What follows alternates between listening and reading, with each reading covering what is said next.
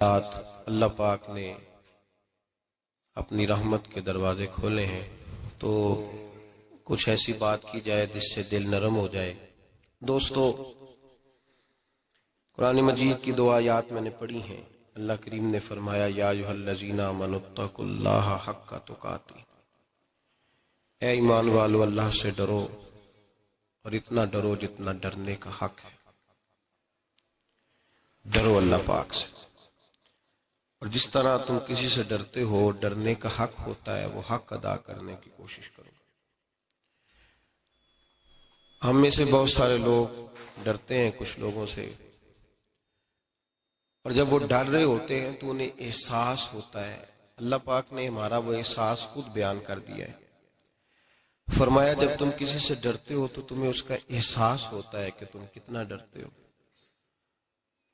تو پھر تم کوشش کرتے ہو کہ تم وہ کام نہ کرو جس سے وہ بگڑ جائے گا، ناراض ہو جائے گا۔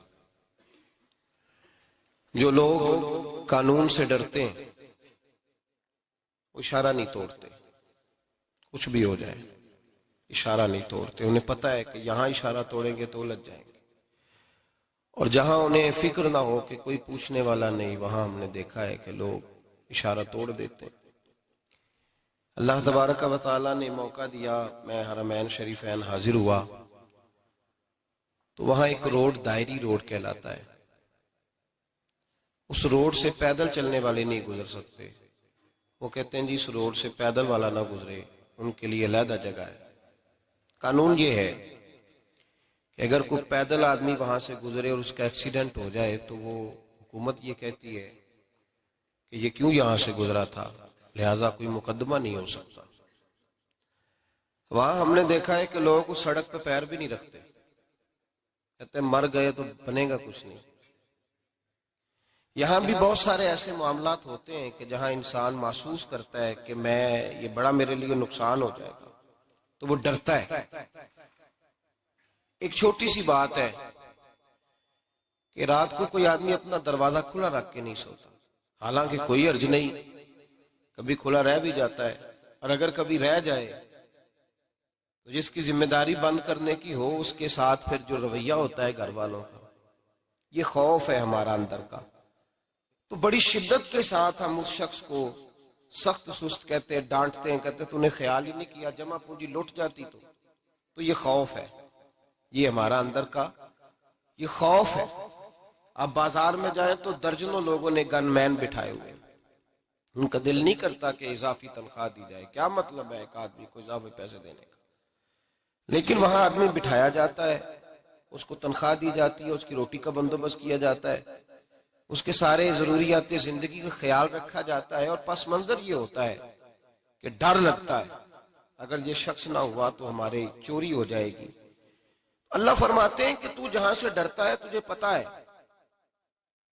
تو اس طرح کر کہ مجھ سے بھی اتنا ڈر جتنا ڈرنے کا حق ہے۔ یہ جھوٹ موٹ کا ڈراوا نہ پیدا کر کے اوہ اللہ معاف کرے جی، اچھا جناب بڑا ڈرتے ہیں آپ اللہ تعالیٰ سے، آپ نے تو کانوں کو ہاتھ لگائے، تو پھر آپ کیا کر رہے ہیں؟ اللہ معاف کرے جی میں تو بات نہیں کرتا، بس 2-4 آدمیوں کی پگڑی اچھالوں گا، اس سے زیادہ نہیں، ڈر لگتا ہے جی بات کرتے ہوئے، 15-20 آدمی بس میرے قابو آئیں۔ یہ کس قسم کا ڈر ہے؟ ڈرنے کا حکم دیا، اور میرے رسول کریم سید عالم صلی اللہ تعالی علیہ وآلہ وسلم نے ارشاد فرمایا کہ تو رب کریم سے دنیا میں ڈر جا جس طرح ڈرنے کا حق ہے۔ جب قیامت کا دن آئے گا تو اللہ تجھے ڈرائے گا نہیں بلکہ اپنی رحمت کی چھاؤں میں جنت میں داخل کر دے گا۔ یہاں ڈر، ایک جگہ تو اللہ نے فرمایا ڈرو، اور کچھ جگہوں پہ فرمایا کہ جو میرے علم والے بندے ہیں نا، جن کو میں نے علم دیا ہے، عالم ہیں، ان کے بارے میں فرمایا کہ ان کے دلوں میں میری خشیت ہے۔ انما یخشی اللہ من عبادہ العلماء، اللہ کے بندوں میں سے جو علم والے ہیں وہ اللہ کی خشیت رکھتے ہیں۔ قرآن نے ایک جگہ کہا ڈرو، خوف کا لفظ بھی استعمال کیا، وَلِمَنْ خَافَ مَقَامَ رَبِّهِ جَنَّتَانِ، خوف بھی ہے اور خشیت بھی ہے، ان دونوں کا معنی ایک ہی ہے، ڈرنا، خوف کا معنی بھی اور خشیت کا معنی بھی، ڈرنا۔ جب آپ علماء لغت کو پڑھیں گے عربی ادب کو جاننے والے لوگوں کا مطالعہ کریں گے تو انہوں نے یہی لکھا ہے کہ ان دونوں کا معنی ڈرنا ہے. میری طرف دیکھیے، توجہ کریں، کچھ سمجھانے لگا ہوں، اس نقطے کو ضرور سمجھیے گا. خشیت کا معنی بھی ڈرنا ہے، خوف کا معنی بھی. لیکن جب صوفیاء کے پاس جائیں نا، صوفیاء جو قرآن و سنت کی روح کی تفسیر کرنے والے ہیں، تو وہ کہتے ہیں نہیں، خشیت اور خوف میں فرق ہے. خوف اور ہوتا ہے، خشیت صوفیاء اس کی تفسیر اور کرتے ہیں. وہ کہتے ہیں خوف بھی ہوتا ہے اور خشیت بھی ہوتی ہے، الگ الگ چیزیں ہیں، ایک نہیں. بڑی خوبصورت بات ہے، اگر آپ سمجھ گئے تو آپ کو فائدہ دے گی. صوفیاء یہ کہتے ہیں کہ بھائی خوف ہوتا ہے اپنے گناہوں کا، کہ میں نے یہ گناہ کیے ہیں، اگر اللہ نے مجھ سے پوچھا تو مجھے بڑا خوف آتا ہے، مار پڑے گی، یہ خوف ہے. پھر سمجھ لیں، ایک آدمی نے حرام کا مال اکٹھا کیا ہے زندگی میں، معاذ اللہ اس نے بڑے پاپ کیے، گناہ کیے، شراب پی، بدکاری کی، معاذ اللہ تعالیٰ ثم معاذ اللہ. اب اسے ڈر لگ رہا ہے کہ اللہ تبارک و تعالیٰ نے پوچھا تو میں کیا جواب دوں گا. یہ خوف ہے. اور خشیت یہ ہے کہ ایک آدمی سارا دن نماز پڑھتا ہے، روزہ رکھتا ہے، عبادت کرتا ہے، اللہ کو یاد کرتا ہے، پھر بھی ڈرتا ہے. یہ خشیت ہے، یہ خشیت ہے. جو گناہوں سے ڈرے وہ خوف ہے، اور جو رب کی ناراضگی سے ڈرے وہ خشیت ہے. جو کہے یار میرا رب کہیں ناراض نہ ہو جائے، میرا رب کہیں مجھ سے. بڑی خوبصورت مثال دی. میں نے اپنے صاحب سے پوچھا کہ حضور یہ مسئلہ کیا ہے، تو فرمانے لگے ایک بادشاہ نے ایک غریب کی بیٹی اسے پسند آ گئی تھی، تو اس نے عزت کے ساتھ اس سے شادی کر لی، رشتہ بھیج کے وقار کے ساتھ. بیٹی کا باپ اپنی بیٹی کے مقدر پر رشک کرنے لگا کہ میری بیٹی کو بادشاہ نے پسند کیا ہے، بادشاہ کے شہزادے نے رشتہ بھیج دیا ہے. شہزادہ بیاہ کے لے گیا بیٹی کو. 20 کنیزائیں، نوکرانیاں اس عورت کی خدمت کرنے پہ لگی ہوئی ہیں، اس کا ہر حکم ماننے کو تیار ہے. لیکن وہ بی بی سویرے بھی رو پڑتی ہے اور شام کو بھی رو پڑتی ہے، روتی رہتی ہے. اس سے کسی نے پوچھ لیا کہ بی بی تو روتی کیوں ہے؟ 20 کنیزائیں ہیں، گھر میں سکون ہے، ہر شے ہے، تو روتی کیوں ہے؟ تو وہ کہنے لگی اصل بات یہ ہے کہ جو کچھ مجھے ملا ہے میں اس کے قابل نہیں تھی، تو میں ڈرتی ہوں میرا سائیں کہیں ناراض نہ ہو جائے، وہ ناراض نہ ہو جائے. میں قابل نہیں تھی، میری اوقات نہیں تھی. یہ من آنم کے من دانم، میں جو ہوں اس کا مجھے پتا تو ہے.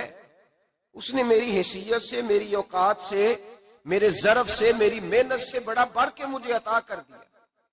میری چونکہ اوقات سے زیادہ دے دیا تو میں ڈرتی ہوں وہ ناراض نہ ہو جائے، کہیں میری یہ کھیل، یہ جو میں نے گھونسلہ بنایا ہے، یہ کہیں میرا ٹوٹ نہ جائے.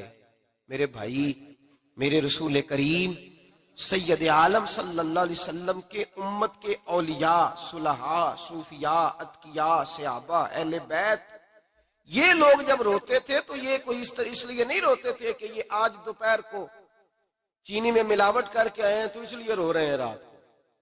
اس لیے نہیں روتے تھے کہ آج انہوں نے جو شکر بیچی ہے اس شکر کے اندر بورا ملایا ہوا تھا. اس لیے نہیں رو رہے کہ آج 10 15 20 لاکھ رشوت کا مال بینک میں جمع کر، اس لیے تھوڑی روتے تھے. یہ تو اس لیے روتے تھے کہ اللہ تو نے بڑا کچھ عطا کیا ہے، کہیں ہم سے ناراض نہ ہو جانا.